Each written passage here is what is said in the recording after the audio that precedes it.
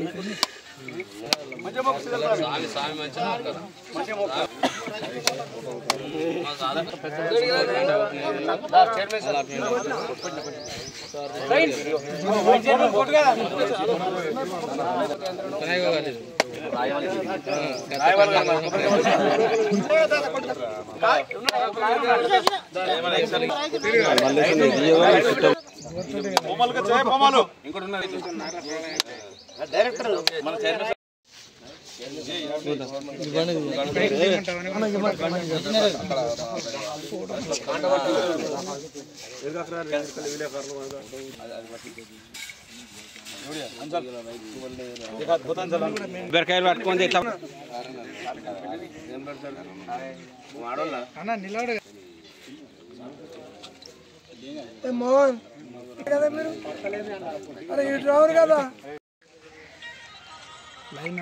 నువ్వు తీసుకొని ఇట్లా మీకు ఇట్లా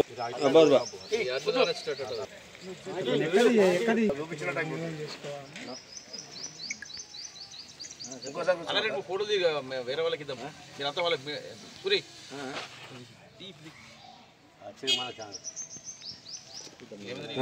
ఎలక్ట్రిక్ మీడియా కదా తీరా తమ్ముడు.